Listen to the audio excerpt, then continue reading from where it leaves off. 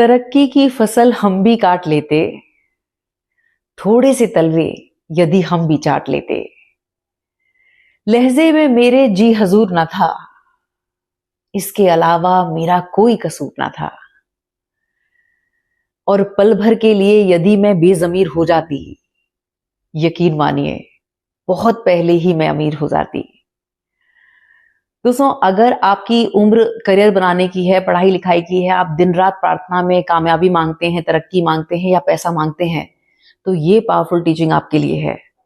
अगर इस वीडियो में बताई हुई बातों को आप आत्मसात करते हैं, तो ये कंफर्म है कि आने वाले 5 साल बाद आप पैसे के पीछे नहीं, पैसा आपके पीछे होगा। इस शानदार विषय में मेरा अपना अनुभव क्या है वो भी मैं साझा करूंगी। साथ ही साथ जो नए व्यूअर्स जुड़े हैं उन्हें मैं ये बताना चाहूंगी, ताकि वो कनेक्शन मेरा उनके साथ बन पाए, कि तकरीबन 15 साल पहले तक मुझे कोई क्लैरिटी नहीं थी कि लाइफ में क्या करना है। कॉन्फिडेंस मेरा बहुत लो था, और तो और 2 प्रोफेशनल डिग्री होने के बाद भी मुझे नहीं पता था कि मुझे क्या करना है। मेरे भीतर 5,000 रुपए कमाने का भी आत्मविश्वास नहीं था। लेकिन इसी पावरफुल टीचिंग की वजह से, ईश्वर की असीम कृपा की वजह से, आज ईश्वर ने मुझे 4 सोर्सेस दिए हैं इनकम के। वो कैसे हुआ वो मैं आपके साथ साझा करूंगी। 2009 या 10 की बात है, मैंने एक बहुत भावुक होकर भगवान को लेटर लिखा था। मैंने उसमें लिखा था कि भगवान, मुझे नहीं पता कि मेरे फ्यूचर में क्या है, पर आप मेरी राह बनाओ, आप मुझे सिखाओ। मुझे कुछ नहीं पता कि भविष्य में क्या है। और वो समय मेरा इतना चैलेंजिंग था कि मेरे दिमाग में ना इतने सारे विचार बिल्कुल ऐसे रहते थे चारों तरफ से, कि ऐसे जैसे एक ट्रैफिक में फंसा हुआ इंसान, यहां से गाड़ी जा रही है, वहां से गाड़ी जा रही है। तो इस तरह से मेरे ही विचार मुझे बहुत डराते थे। और उस मोमेंट मेरे पास कोई विजन नहीं था, कोई लक्ष्य नहीं था, मुझे कुछ नहीं था। मैं सिर्फ अपने सुकून के लिए सिर्फ एक प्रार्थना कर रही थी कि भगवान मुझे सुकून दे दो। मैं सिर्फ ये प्रार्थना करती थी कि कभी मुझे वो दिन सौभाग्य से मिलेगा कि जहां मुझे अपार सुकून होगा। मुझे सिर्फ शांति चाहिए थी। मैं उस मोमेंट इतनी ज्यादा परेशान थी, चारों तरफ से जीवन में चैलेंजेस थे। पर इस सुंदर प्रार्थना का एक अद्भुत परिणाम ये निकला। उस समय स्मार्टफोन्स नहीं थे, मेरे रूम में सिर्फ एक टीवी था। तो नेक्स्ट डे जब मैंने ये रात को रोकर प्रार्थना लिखी थी, तो उसके नेक्स्ट डे मैं हमेशा बेचैन रहती थी और हमेशा टीवी पे चैनल्स चेंज करती रहती थी, इस उम्मीद से कि कुछ मैं ऐसा सुन लूं, कुछ ऐसा देख लूं जिससे मुझे सुकून मिल जाए। तो सौभाग्य से तकरीबन 7:30 बजे की सुबह की बात है, मेरी जल्दी नींद खुल गई थी और मैं चैनल चेंज कर रही थी। तो जी टीवी पर एक शो आता था, इसका क्रिश्चियनिटी बेस। तो उस पर एक वचन लिखा था, और वो वचन कहता था कि पहले तुम परमेश्वर के राज्य की खोज करो, फिर तुम जो चाहते हो वो तुम्हें मिल जाएगा। और ये वचन सुनकर मुझे ऐसा लगा कि ये भगवान मुझसे कह रहे हैं। और उसके बाद अब मेरे अंदर छटपटाहट थी कि मैं परमेश्वर की खोज कहां करूं, कैसे करूं, मुझे कुछ नहीं पता था। और सौभाग्य से उसके बाद शाम को आस्था चैनल पे सिस्टर शिवानी का एक वो आता था शो, वो मैंने देखना स्टार्ट किया। और उसके हफ्ता 2 हफ्ते बाद मेरे दादू की एक पुरानी डायरी थी, वो मुझे सौभाग्य से मिली और मैं उसको पलट रही थी। और तभी एक भगवत गीता का एक श्लोक पर मुझे निगाह गई, और वो अनुवाद था।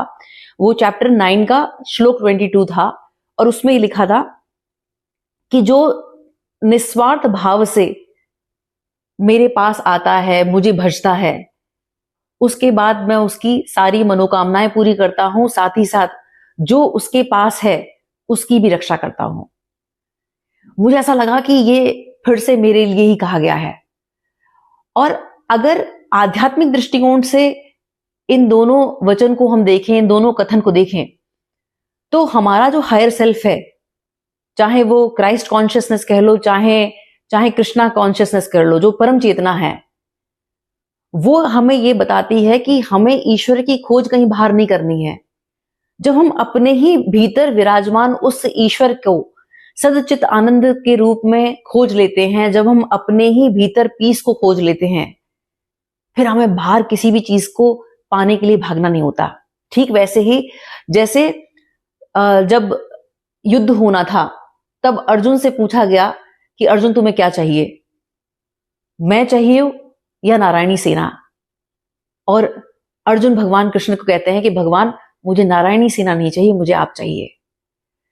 तो सो ठीक इसी प्रकार हमारे भीतर जो वो सतचित आनंद है, जो परम शांति है, जो हमारी जो सोल कॉन्शियसनेस है, उसका भी जो रियल जो स्वरूप है वो परम शांति है। आप ये देखिए कि हम जो जिंदगी में जो कुछ भी प्राप्त करने के लिए भाग रहे हैं, उसके पीछे एक हमारे भीतर ये रहता है कि ये मैं प्राप्त कर लूंगा तो मुझे सुकून मिलेगा, एक फुलफिलमेंट मिलेगा।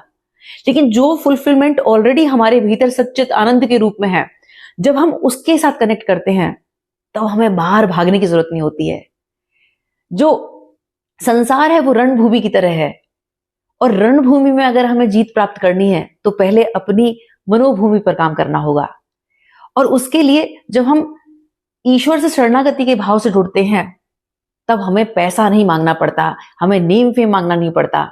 सबसे पहले मिलती है हमें थॉट क्लैरिटी, जैसे अर्जुन को मिली। अर्जुन बहुत सारे कॉन्फ्लिक्ट्स में घिरे हुए थे, उन्हें यही लग रहा था कि ये तो मेरे अपने हैं, ये तो मेरे भाई बंधु हैं, मैं इन पर कैसे प्रहार करूंगा, मैं इन पर कैसे तीर चला सकता हूं, ये तो मेरे अपने हैं। पर जब शरणागति के भाव से उन्होंने भगवान कृष्ण को चुना, उसके बाद उनको थॉट क्लैरिटी मिली, उनको मस्तिष्क में ये स्पष्टता मिली कि नहीं, ये जो इस सिचुएशन में जो मेरा धर्म कह रहा है मुझे उस पर चलना है, मुझे ये जो मोह है उससे दूर होना है। तो जब हम भगवान को शरणागति के भाव से भजते हैं तब हमें सबसे पहले थॉट क्लैरिटी मिलती है अपनी लाइफ से जुड़ी हुई। दूसरा मिलता है विजन। अर्जुन अभी तक ये सोच रहे थे कि यार ये तो मेरे अपने हैं, मैं इन्हें कैसे मार सकता हूं। लेकिन जब वो भगवान से जुड़े, उन्होंने भगवान से मार्गदर्शन मांगा और भगवान से अपने मन की व्यथा कही, और जब वो भगवान को सुनने लगे तब उन्हें विजन में ये समझ में आया कि ये निजी युद्ध नहीं है, ये धर्म युद्ध है। दोस्तों ठीक यही होता है जब हम भगवान की शक्ति से जुड़ते हैं, जब हम निस्वार्थ भाव से अपने जीवन का आधार भगवान को बनाते हैं, तब भगवान हमें ये विजन देते हैं कि हमें एक बड़ा विजन रखना है। तो बड़ा विजन का मतलब ये नहीं है कि आलीशान घर, बंगलो, गाड़ी, ये नहीं। विजन का मतलब हुआ एक ऐसी जीवन की परिकल्पना जो लोक कल्याण हित के लिए है, जिसमें हम भी आगे बढ़ें और हमारे उस सपने के माध्यम से सबका हित हो, सबका विकास हो, सबका साथ हो। तो ये विजन भी हमें ईश्वर से मिलता है जब हम ईश्वर से जुड़ते हैं। उसके बाद आता है भगवान की कृपा। एक बड़ा अच्छा वो चौपाई है कि जा पे कृपा राम की हुई, तापे कृपा करे सब कोई। आप ये देखें कि अगर बात करें कर्ण की, तो अर्जुन से भी ज्यादा अच्छे धनुर्धारी कर्ण थे, लेकिन जो ब्लेसिंग थी, जो कृपा थी, जो ग्रेस था, वो अर्जुन पे था। अगर मैं इसी चैनल की बात करूं तो आप ये देखें कि इस चैनल पे कोई एडिटिंग नहीं है, लेकिन उसके बाद भी जो आप लोगों का बेहिसाब प्यार मिलता है मुझे, वो है भगवान की कृपा।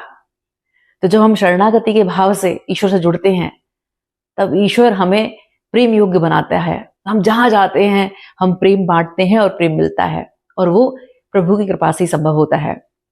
उसके बाद है चौथा, विजडम, बुद्धि।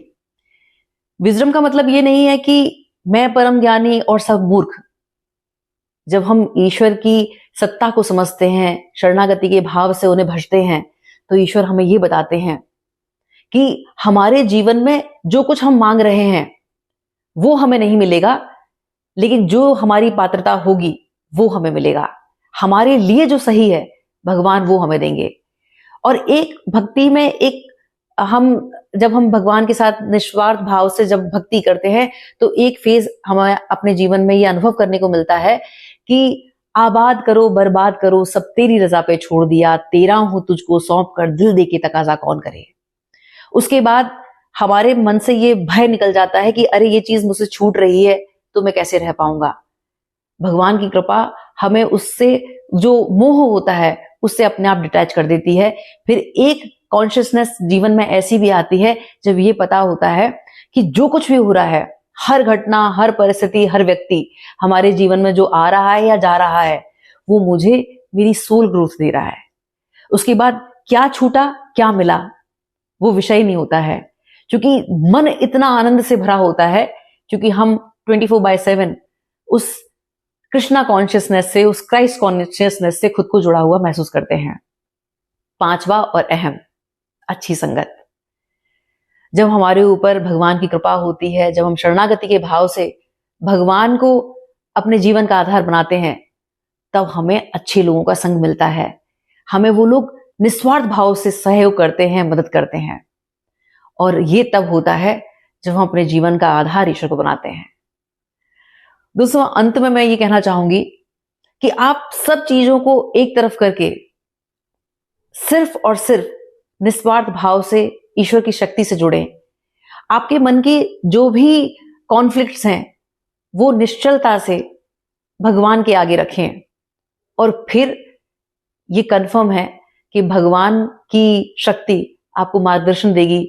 किसी वीडियो के माध्यम से, किसी किताब के माध्यम से, अच्छे संग के माध्यम से, सत्संग के माध्यम से आपको मार्गदर्शन मिलना शुरू हो जाएगा। और सार इस वीडियो का ये है कि लोग कहते हैं कि पैसा साथ रखो, क्योंकि बुरे समय में ये पैसा काम आएगा। और मेरा अनुभव ये कहता है कि अपने जीवन का आधार ईश्वर को बनाओ। जब ईश्वर साथ होगा तो बुरा वक्त भी तुम्हें बना के जाएगा। बहुत बहुत आभार। नमस्कार। जय श्री राम।